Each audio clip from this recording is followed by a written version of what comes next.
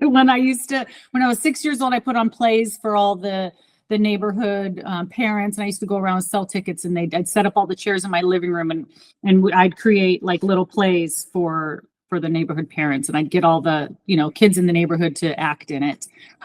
So act is something I've always wanted to do. I went as far as I could living in Northern California. So in San Francisco, you can do like extra roles. I did extra roles like on Nash Bridges. I was an extra on The Rock when they came to film there, and then, did a bunch of independent films, but you can only do so much in San Francisco. So I was like, okay, time to move to Hollywood, and moved to Los Angeles. And my first gig, I think, was 90210. And then I went on and did 2 episodes of Love Boat and some independent films. And then I got my big break, which of course was Baywatch, when I was cast as the lead in the series Baywatch. You know my story, right? Hey, Brande, how are you? Hey, good. How are you in the car? I am. Yeah, I am. What a great studio. Exactly. You get to work from your car. That's exactly. Great. I was visiting my parents today, and their Wi-Fi went down, and they're in a very rural area. So I drove up to the top of a mountain to get. Oh, bummer! Oh my gosh. Yeah, no, it was good. It's good though. It's all good. So I appreciate you taking the time today. I will jump right in on everything and kind of give you like about 30 seconds on kind of where the podcast has been going and what the line of it is. The common theme of everything with what we do is talk to people like yourself that have taken action upon ideas. So really, we want to empower people to not just come up with that ideas and sit around with friends and family and just talk about things, and actually take action and execute upon them. I also have a common theme with myself that comes through, as well as others, of overcoming adversity and constantly evolving and constantly learning. And that's one of the big reasons I wanted to reach out to you. I feel like your career is just a constant evolution and a development of you as an artist. And I really appreciate you taking the time today to talk about that. So really, we'll jump right in. And Brande Roderick. Hi guys, I'm Brande Roderick, actress, producer. Excellent, Brande. Well, thank you so much for taking the time today. I want to jump right into creative vision. All right. So something we can easily sit and talk about a lot of other things, and we'll get to your career as a whole. But I want to talk specifically about your upcoming film that's coming out. All right. I want to talk about Wineville. And I'm very into that world of the true crime and mystery, and I had not heard this story before. So tell me about how you came about to this story and felt the connection to make a production. Well, actually, there was no actual story in mind to start off with. We wanted to make a thriller horror film, and my friend has the coolest winery. It's so old. It's been there since the 20s. Really cool place. So basically, we went there and scouted it out and had the location first, and then kind of built the story from there. And and kind of started with the characters too, because I knew I was going to be myself. I knew my son was going to be in the movie. I knew I wanted to make a really effed up movie, a real crazy family psycho dynamic, kind of like actually the movie Psycho, right? That was a very psychological, really messed up family. And that's pretty much what Wineville is. It's taking some people, they're serial killers. And the thing that I like about our film is it has a great plot, whereas a lot of horror films, you don't have like real stories, and this has real stories. And it's also based in the 70s. But the thing that we had are some great twists and turns that you're not expecting. And for me, when I'm watching a crime or thriller or horror film, you're always trying to figure out who did it, right? And what's happening. And the thing I like about our film is you leave it going, holy shit, I wasn't expecting that. You know what I mean? So that's the one thing I really love about our film is the twists that are in the film.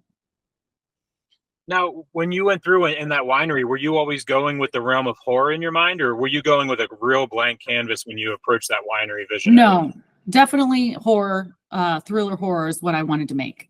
It's that genre is something that I loved since I was a kid. My very first horror film was The Exorcist, watching it with my mother at 6 years old on the couch. My mom is pretty demented in the head. She's always loved horror films my whole life growing up. every birthday, we slept out in the back. We'd watch a horror film. We'd sleep out in the backyard, and my dad would come out and scare everybody in the tent. So it's like kind of been a part of my life. And when I found out that horror is the easiest genre to sell in the film market, I was like, sold. I'm doing it.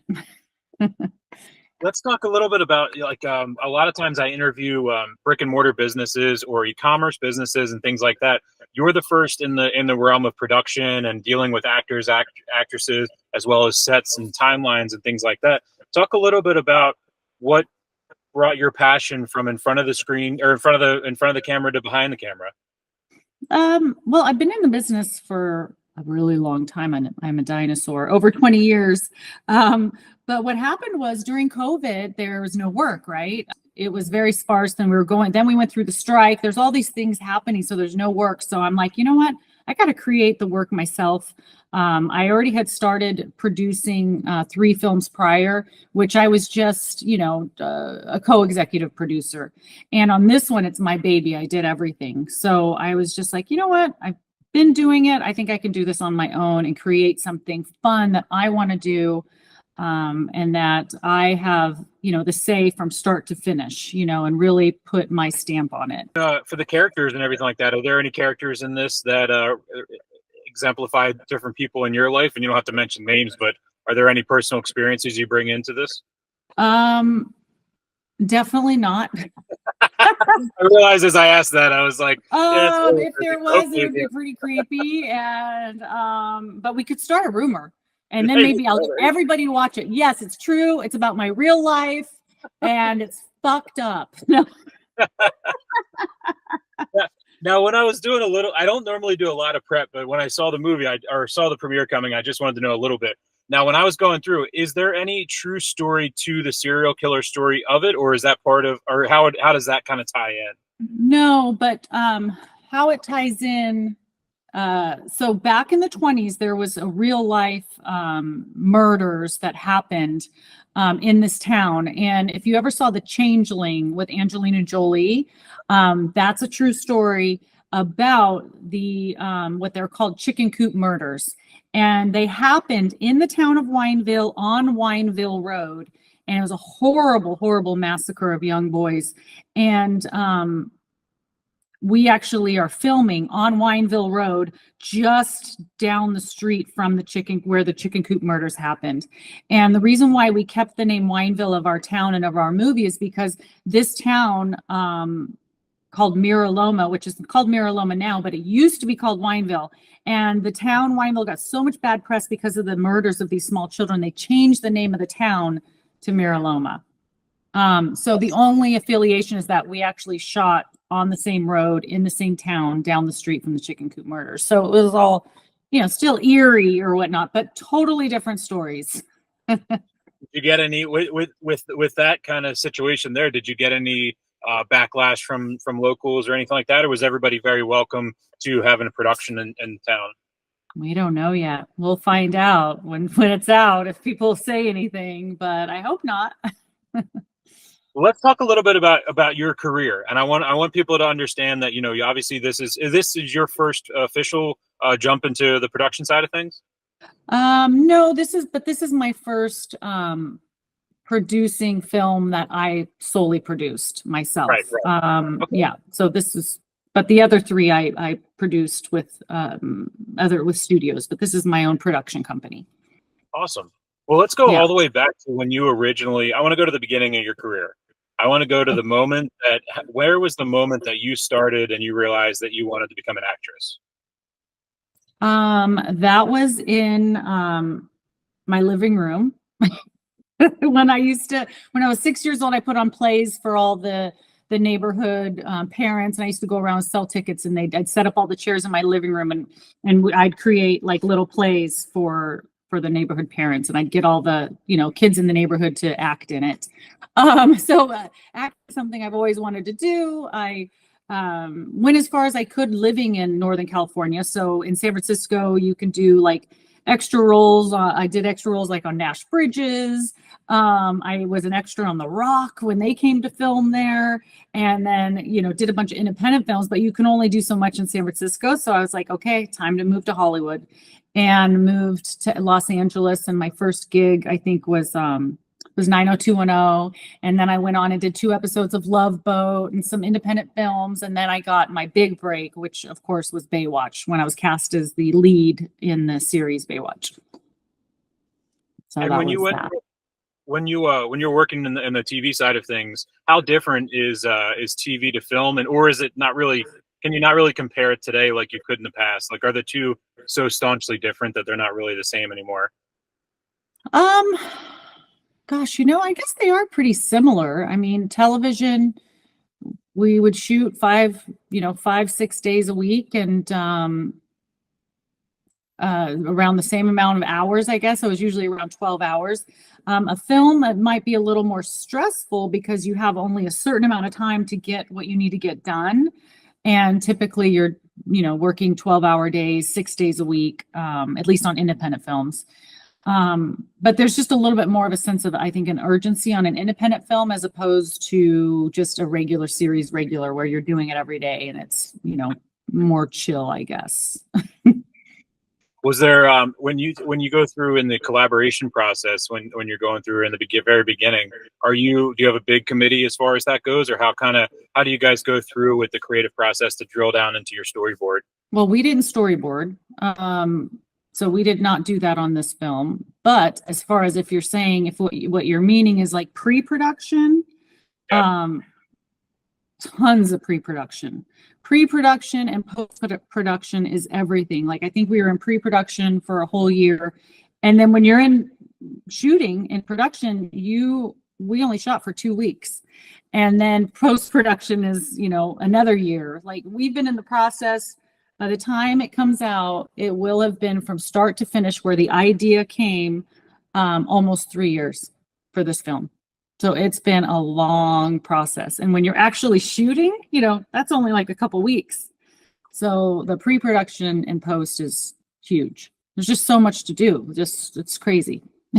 And today, in today's world, with promotions and the way things are changing with social media and everything like that, is it the same today in 2024 as maybe 10 years ago, where you're going out on a press junket and everything like that? Or how do you do the promotions leading up to a movie in 2024 now? You know what? It's so funny because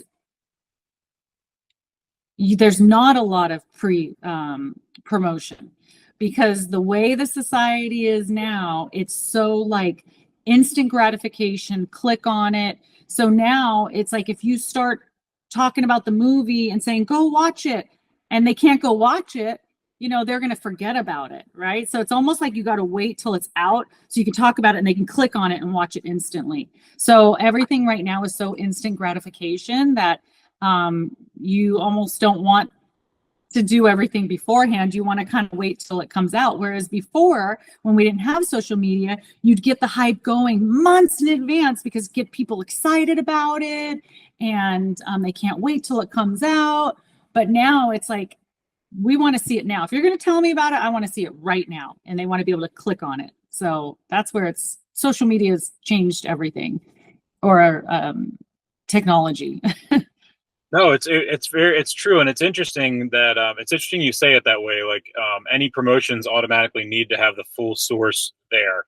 You're Yes. right. If you put trailers out too much in advance, then people are bored and they move on and they think that was the trailer, and then they told somebody and they never click it again. Yeah. You got to have it ready to go. Let's talk a little bit about risk taking. All right. So in your career, you've jumped through a lot of different areas, and I know from looking at your career from a fellow business owner's perspective, everything's very strategic, and I can tell the strategy in which you go through your process. But from the back end of your side, what are some criterias when you kind of look at taking a chance? If you're going to be like, okay, I'm going to break the grain a little bit on this job, and then I'm going to go back to the middle of the road on this job. What are some driving factors for you that would cause you to kind of go out and take a little bit of risk every once in a while in your career?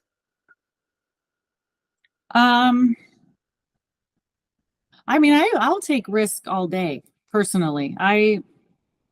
I like taking risks. I mean, even in Wineville, I did things that are shocking, and I wanted to shock people and push the envelope. So I always want to think outside the box and do things that people aren't expecting. Yeah, I'm definitely a risk taker for sure. When you were producing Wineville, were there any new techniques or anything like that that you were trying out in this? That I mean, not any secrets you don't have to give away or anything like that, but any new try some new strategies? Well,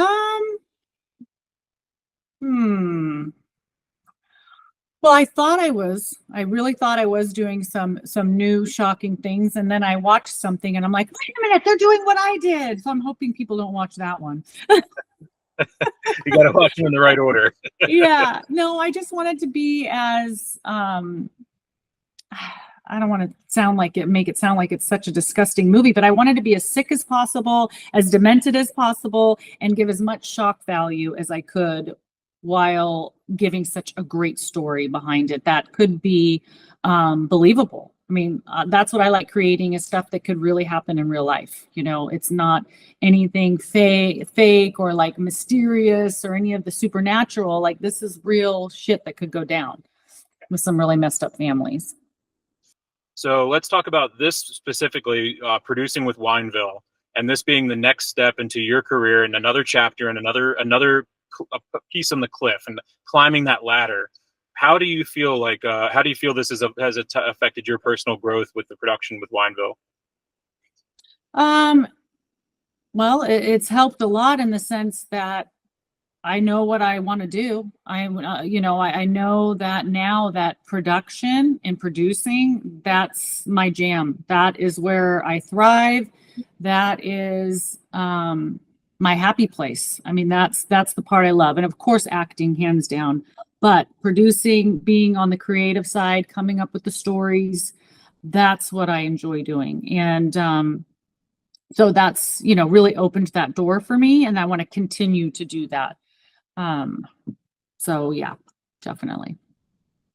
Do you have any behind the scenes moments or stories that you can share as we're going to launch this the same day as the film coming out? Anything that Oh my gosh, there probably is.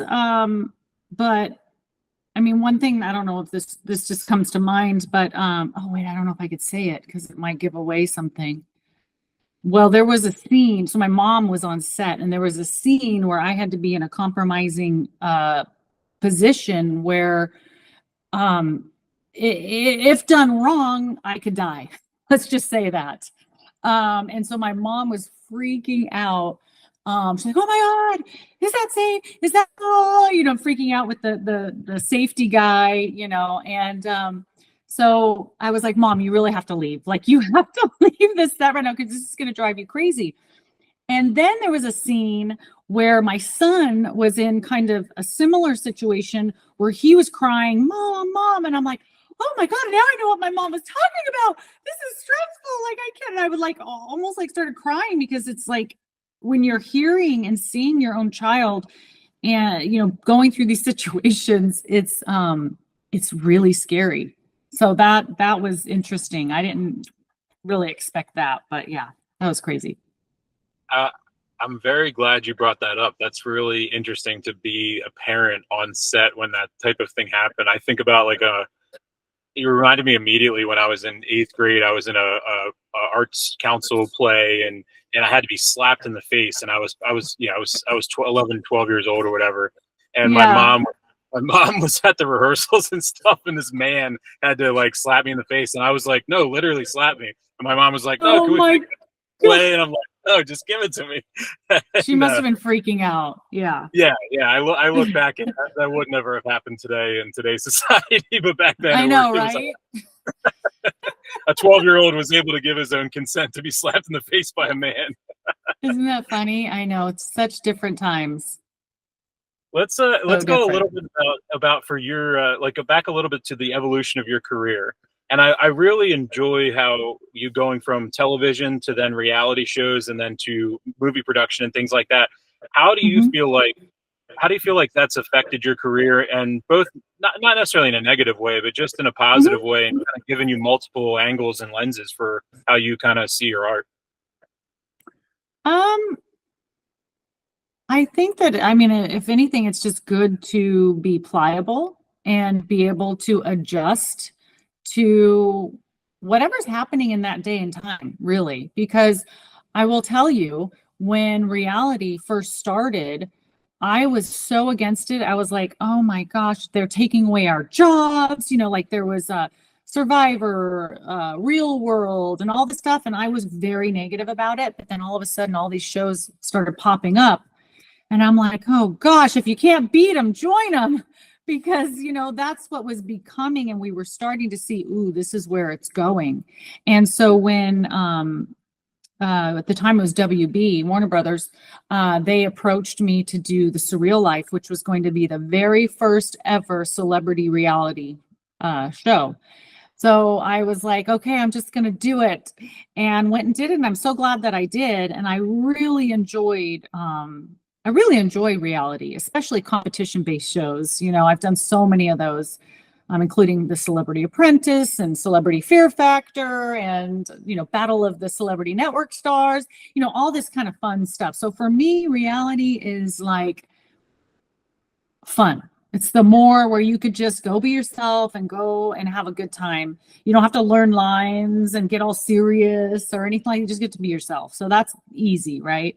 So that's kind of a fun thing to do. And then television is so great because, you have a constant paycheck, you have a constant job. Like, what's better than that, And then films are so great because you get to go and be different people all the time and get to create these fun, different characters. So I love it all. I'm glad that I'm able to do all three of them. You talked a little bit about your son joining you on this project and your mom on set and things like that. What's your support system in your life look like as far as that goes? Do you have business mentors as well as family, or how does that kind of all blend together? I don't think I really have any business mentors, but my family, my boys, they're supportive, but they're into their own thing. They love football, and I'll always say, if something comes out, hey guys, you want to watch mommy on blah blah blah, and they're like, I'm good. I'm like, golly, so. But my mom, she's always like, wanting to watch everything I do, so that's exciting. But my kids are like, whatever, mom, like they don't care about this stuff. Maybe when they get older, they'll care, but not now. I was even like, hey, you guys want to watch like any of my old Baywatches? And they're like, no, I'm good. It's like, whatever. You can't win on any of them. You can't win on it with the amount of work. They don't care. Yeah, that's funny. Yeah. Well, how about as far as future projects and stuff like that? Do you currently have some others in the works? I know obviously you have to work in staggered timelines and phases and stuff. So yeah, I mean, we're definitely like in real like go mode right now on Wineville because it's coming out on September 10th. So we're really working on that. However, my next project is going to be a series. So working on that, which I'm excited about. We're starting the pre-production process of that. So that's in the works, but really, trying to get everyone to watch Wineville. That's my main goal right now, but definitely working on a series next. The thing about Wineville is that I do need to make, the disclaimer that it is shocking, that there is going to be sexual violence and, all the things, the pre-warning, just telling everyone. But it's definitely, if you like thriller, excitement, all that kind of stuff, then it's going to be a good watch. Definitely. Awesome. Yeah. Brande, well, thank you so much. And I will have all the tags of where everybody can reach out to you, and then we'll be dropping this. So everybody, as we speak right now, Wineville is ready to go, and you can find it below. All the links are posted out here below. And thank you again, Brande, so much for your time today. I really appreciate it. And I'll be in touch. Nate. Hey, Brande, thank you again. You have a great rest of your day. You take care. Thanks. You too, Nate. Bye. Bye-bye.